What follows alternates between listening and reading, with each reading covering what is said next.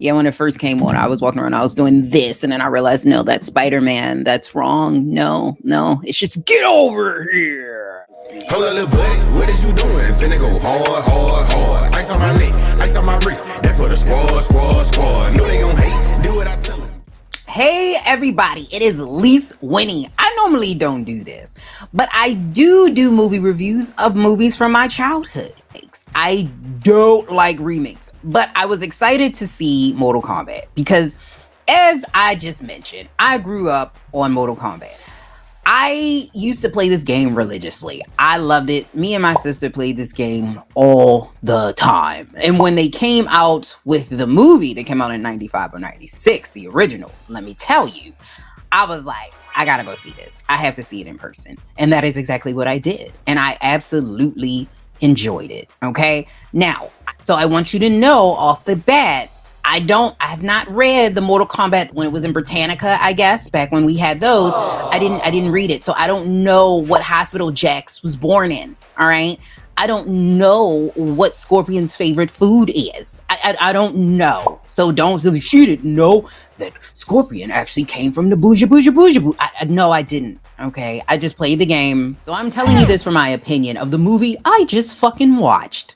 Doesn't mean I know all the ins and outs. So if I get something wrong, just let me know.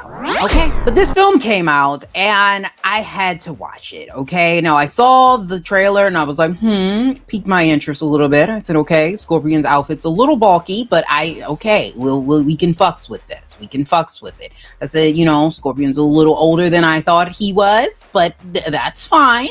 So we're gonna rock with it. We're gonna rock. And so I was like, okay, it's coming out on HBO Max. I already got that. So it's not like I paid extra money for it. I didn't pay extra coins. So I was okay. So I sat down and I watched this film. But I watched it from beginning to the end. All right.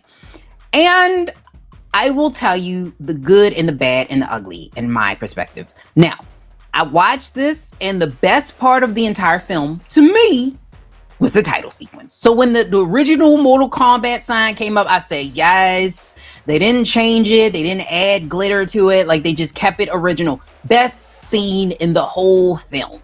Bestest best. Okay. Then the next best scene of the whole film came in the introduction to the backstory of Mr. Scorpion. Okay. So we met his family very briefly. And I do mean briefly. We met his family, and then we just so happened to see him get murdered by Sub-Zero in the beginning of the film. But the fight sequence was amazing. Very, very good fight sequence. Get over here. Finish him. Because he is the ultimate shit. And this movie proved that he is the best character. I don't want to hear it. And there is no competition. He is the best Mortal Kombat character, hands down. Now, eventually he becomes a slave under Shang Son's spell and power, but until we get to that point, he won, okay? I don't know why Shang Son had that capability this entire time, but he didn't use it. I don't know. Like, it's very weird. So we rocked with it, and I was like, okay, I can deal with this. Some of the stuff was like, okay, that's a little much, but it's a little phony. That's just a bit much, but we can deal with it. So back to the film. Once we got past Scorpion, it went downhill from there. Then we got introduced to his great grandson, cousin, uncle, brother, cousin, son. And his name is Cole. All right. So we got introduced to him as a character. Now, I will say I did not need to follow him through his midlife crisis. Like it was unnecessary to me. If you remember the original film, we got micro fights. It was fights everywhere. Always fights. Fight. Finish him. Fight. That's all we got in the whole film. Okay. We got that through the whole film, micro fights. In this one, no, we got a lot of love story. All right.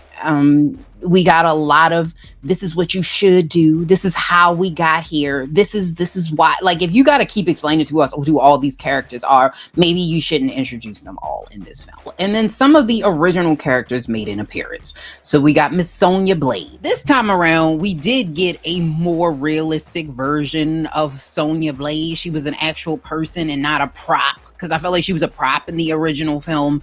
So she was more of a person. She gave me the trailer park vibes. And it's no knock on her because she literally lived in a trailer, but she gave me trailer park, but we got too much of her. I felt like it was way too much Sonia. We never need that much Sonya Blade.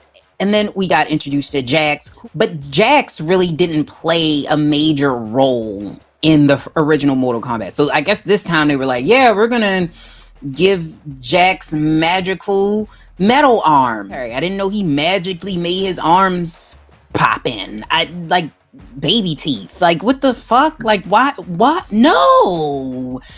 No! Then we also got introduced to Kano, who was also in the original film. Yeah, he was. He was in the original film. Now, he didn't play as big of a role in the original film than he did in this one. Like, we really got to know him. Like, we sat down, we broke bread with him. We got to know Kano. He was the only person bringing any type of humor in this goddamn movie. So, I can appreciate him being there, but he still could have been left. They did my man Reptile. They did him greasy. They did him grimy, okay? In the original film, he did make a very small role where he was invisible because he was like spying for Shang Son. Liu Kang actually beat his ass too. Okay, this is why I don't understand what the fuck Liu Kang was in this new film. Like, I don't know why Liu Kang had to be humble. Like, he must have listened to a little bit too much Kendrick Lamar because he was very humble and he didn't take his rightful place as the leader of the fucking group. But anyway, really did. They did him greasy. He was out here looking like a whole Florida Gator man. It just wasn't doing it for me. Then we got introduced to some more characters that, you know, Cole's children. So he has a daughter and he has a wife. Completely unnecessary. Like, we didn't need them at all. It transitions to Sub-Zero. So we start to see him do some Sub-Zero like things. I didn't feel like it was as hard as they could have made it. Like, they could have really made him really, really hard. Like, he could have been like really scary, but it just was very like they made him make it snow outside. I was like, is it Christmas? Like, what the fuck is it? Like, it just wasn't doing it. He wasn't doing it for me. So we got to meet him, and then we got to see Jax not be a black person at all. He followed a mystery man into a building. That will never happen in real life. Ever. Like, just, I don't know who put that in there, but I know a black person didn't write it. That's all I know. And we also got introduced to Lord Raiden. So the aesthetic of Lord Raiden this time I like better, okay? You know, with him actually being Asian as opposed to some white Jesus-like figure. Never understood that in the original film. But anyway, well, I guess I did. It's Hollywood, and they always have to have the white savior, I guess.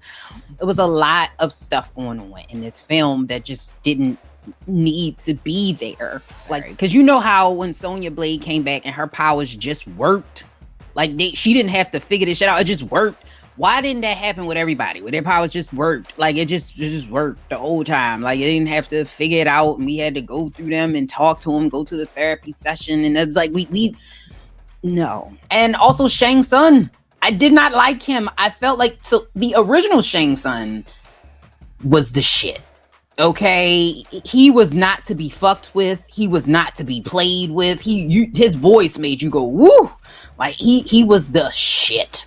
All right, this one seemed like a parody of, like, a no knock on the actor, but it almost seemed like it was a comical version of the original Shang Tsung for me. And then he didn't say any of the taglines, like finish him. He didn't say any of that. It was all said by Liu Kang, which I'm like, what? You gotta say that shit with your chest. And he just didn't have the confidence. I just didn't feel confident in him as a leader. Speaking of Liu Kang, there's a meme going around, and I agree with it.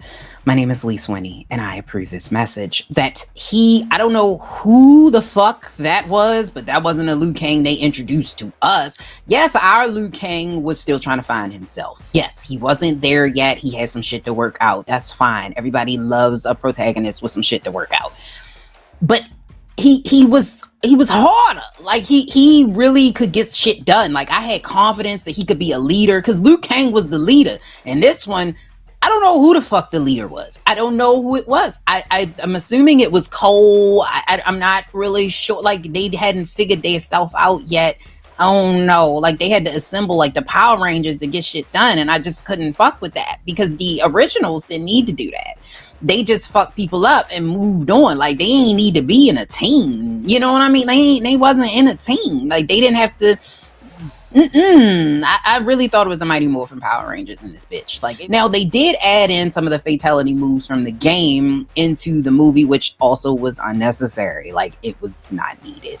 And the same kick that kicked Shang Son's ass in the original film couldn't beat Cabal. Like, and speaking of which, we did get introduced to Cabal, who gave us a little bit of comedy, but he was unnecessary. Like, if he was gonna be what they made him into, like, he was a villain, but he was like, you know, like a struggling villain, you know, like I gotta do part-time crime villain, like, and it was like petty crime villain. Like, it just wasn't giving it to me.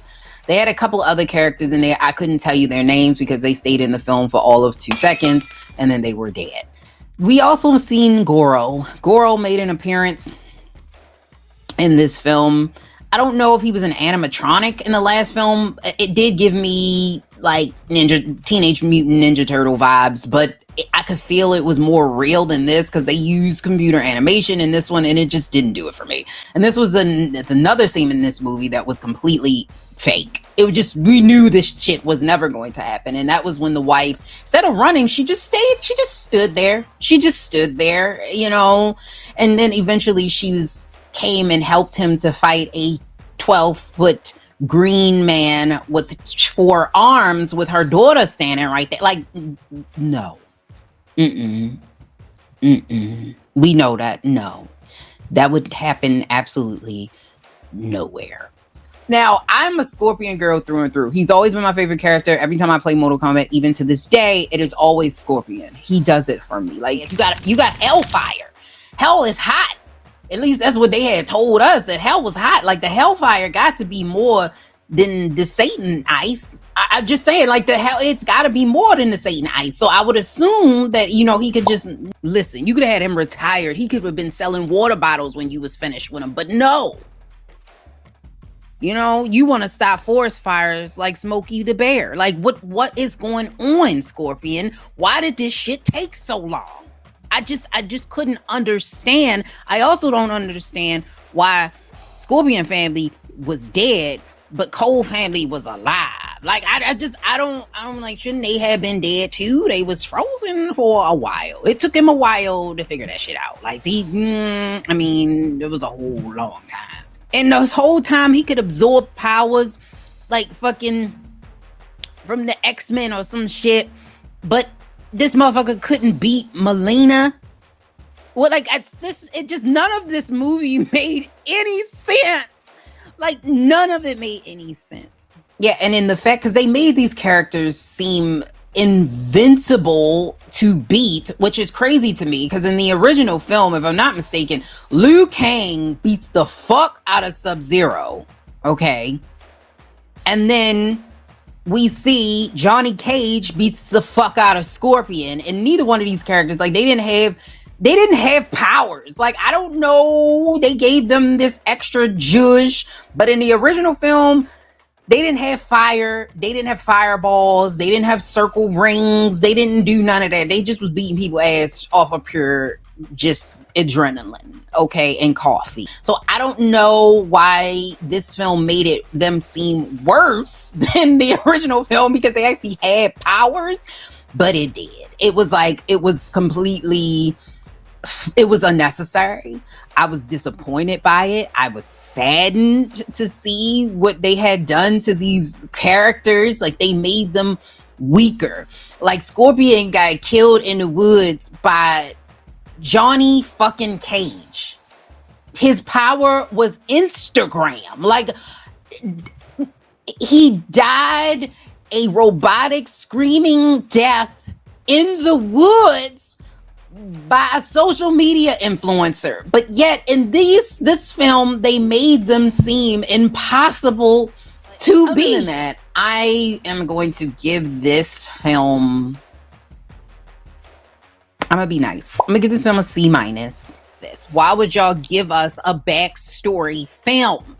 This didn't need to be. Do not do this no more. This was not it. This was not the vibe. This is giving me all the wrong things that I don't want. And this gave it to me. I don't want to see this no more. Don't ever do this in life.